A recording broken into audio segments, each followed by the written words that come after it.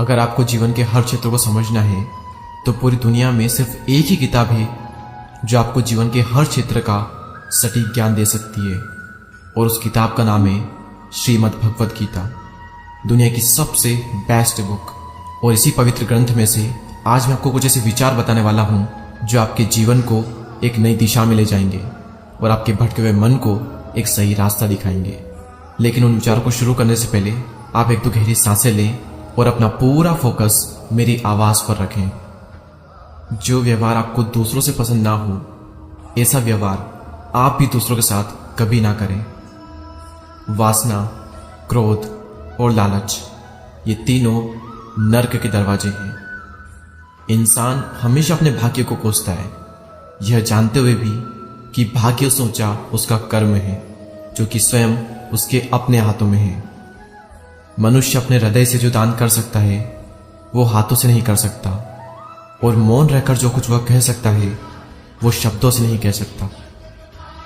जो व्यक्ति क्रोध करता है उसके मन में भ्रम पैदा होता है, जिससे उसका बौद्धिक तर्क नष्ट हो जाता है, और तभी उस व्यक्ति का धीरे धीरे पतन होने लगता है। मन की शांति से बढ़कर इस संसार में कोई भी संपत्ति नहीं है। कोई भी मनुष्य जन्म से ही महान नहीं होता, बल्कि महान बनने के लिए उसे महान कर्म भी करने पड़ते हैं। ज़्यादा खुश होने पर और ज़्यादा दुखी होने पर कभी भी निर्णय नहीं लेना चाहिए, क्योंकि यह दोनों ही परिस्थितियाँ आपको सही निर्णय नहीं लेने देती। अगर कोई आपको अच्छा लगता है तो अच्छा वो नहीं है, बल्कि अच्छे तो आप हो, क्योंकि उसमें अच्छाई देखने वाली नज़र आपके पास है।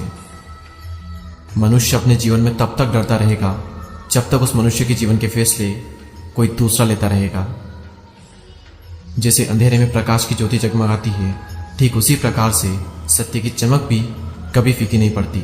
इसलिए व्यक्ति को सदैव सत्य बोलना चाहिए।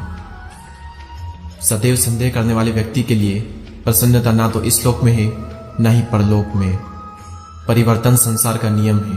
समय के साथ संसार में हर चीज परिवर्तन के नियम का पालन करती है। मन चंचल है और इसे नियंत्रित करना कठिन है, लेकिन अभ्यास से इसे वश में किया जा सकता है। और जो मन को नियंत्रित नहीं करते, मन उनके लिए शत्रु के समान कार्य करता है। कर्म वह फसल है जिसे इंसान को हर हाल में काटना ही पड़ता है। इसलिए हमेशा अच्छे बीज बोएं ताकि आपकी फसल भी अच्छी हो। जिस प्रकार दीपक में तेल समाप्त होने पर दीपक बुझ जाता है, ठीक उसी प्रकार जब मनुष्य के कर्म भी क्षीण होने लगते हैं तब उस मनुष्य का भाग्य भी नष्ट हो जाता है। इंसान के जीवन में आने वाला बुरा समय उस आईने की तरह होता है जो हमें हमारी क्षमताओं का सही आभास करवाता है। किसी भी व्यक्ति को ना तो समय से पहले और ना ही भाग्य से अधिक कुछ मिलता है, लेकिन उसे सदैव पाने के लिए उसे प्रयत्नशील रहना चाहिए। जिस प्रकार अग्नि स्वर्ण को परखती है, उसी प्रकार संकट वीर पुरुषों को। दूसरों पर भरोसा करना अच्छी बात है, पर कभी कभी भरोसा करने में भी सावधानी रखनी चाहिए, क्योंकि कई बार हमारे खुद के दांत भी हमारी जीभ को काट लेते हैं। आपको सच्चा चाहने वाला आपसे हर तरह की बात करेगा, हर मसले पर बात करेगा, लेकिन धोखा देने वाला आपसे सिर्फ प्यार भरी बातें करेगा। जीवन का दूसरा नाम संघर्ष है। मैं कर सकता हूं ये आत्मविश्वास है, लेकिन सिर्फ मैं ही कर सकता हूं ये सोचना घमंड है। आत्मविश्वास को अपनाएं और घमंड को छोड़ें। कौन क्या कह रहा है और क्यों कह रहा है, इन सब से आप जितना दूर रहेंगे, जीवन में आप उतना ही खुश रहेंगे। अगर आप अपनी गलतियों से कुछ सीखते हो तो गलतियां सीढ़ियां बनती है, और अगर नहीं सीखते हो तो गलतियां सागर बनती है।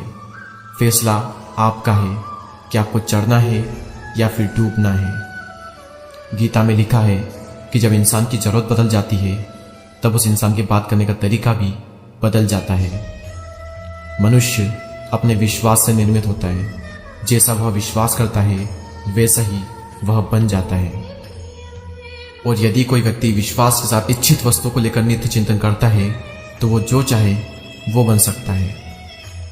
जीवन में सफलता का ताला दो चाबियों से खुलता है, एक कठिन परिश्रम और दूसरा दृढ़ संकल्प।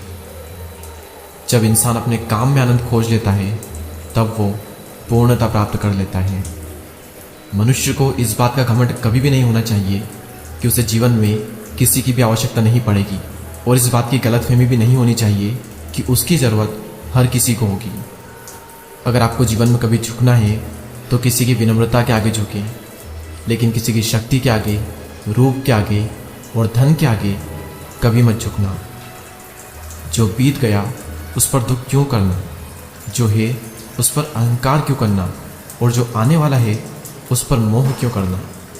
जिस प्रकार विद्यार्थी का धर्म होता है विद्या प्राप्त करना, सैनिक का धर्म होता है देश की रक्षा करना, ठीक उसी प्रकार मनुष्य को अपने धर्म के अनुसार कर्म करना चाहिए और जिस मानव का जो कर्तव्य है वो कर्तव्य उसे पूर्ण करना चाहिए। अपने ज़रूरी कामों को पूरा करो, क्योंकि वास्तव में काम करना कुछ न करने से कई गुना बेहतर है। वक्त से पहले मिली चीज़ें अपना मूल्य खो देती है और वक्त के बाद मिली चीज़ें अपना महत्व। इसीलिए समय की कदर करें और अपने काम को समय पर करने की कोशिश करें। जीवन का आनंद ना तो भूतकाल में है और ना ही भविष्यकाल में, बल्कि जीवन का आनंद तो बस वर्तमान में जीने में है। सही कर्म वह नहीं है जिसके परिणाम हमेशा सही हो, बल्कि सही कर्म तो वह है जिसका उपदेश कभी भी गलत ना हो। श्री कृष्ण अर्जुन से कहते हैं, अर्जुन भला तुम क्यों रोते हो? तुमने जो खोया है क्या वो तुमने पैदा किया था? आज जो तुम्हारा है वह कल किसी और का होगा, क्योंकि परिवर्तन ही संसार का नियम है। अगर आप किसी का अच्छा ना कर सको तो बुरा भी मत करना, क्योंकि ये दुनिया कमजोर है, दुनिया को बनाने वाला नहीं। माफ करना और शांत रहना सीखिए। आप एक ऐसी ताकत बन जाओगे कि पहाड़ भी रास्ता देंगे। जो होने वाला है वो होकर ही रहता है और जो नहीं होने वाला वो कभी नहीं होता है। ऐसा निश्चय जिनकी बुद्धि में होता है उन्हें कभी भी चिंता नहीं सताती। सत्य कभी दावा नहीं करता कि मैं सत्य हूं, लेकिन झूठ हमेशा दावा करता है कि सिर्फ मैं ही सत्य हूं। भगवान श्री कृष्ण कहते हैं कि मैं संसार की सुगंध हूं, अग्नि की उष्मा हूं और समस्त जीवित प्राणियों का आत्म संयम हूं। आप चाहे कितने भी अच्छे कर्म कर दो, लेकिन समाज सदैव आपके बुरे कर्मों को ही याद रखता है। इसलिए लोग क्या कहेंगे यह सोचने से बेहतर है कि आप अपना कर्म करें।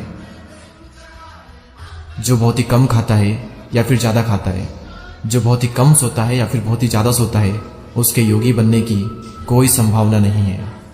आप खाली हाथ आए थे और खाली हाथ ही चले जाओगे।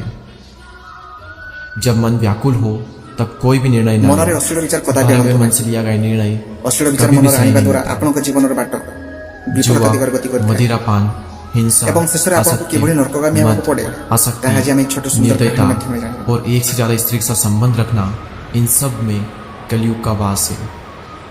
इंद्रियों के अधीन होने से मनुष्य के जीवन में विकार और परेशानियां आती हैं।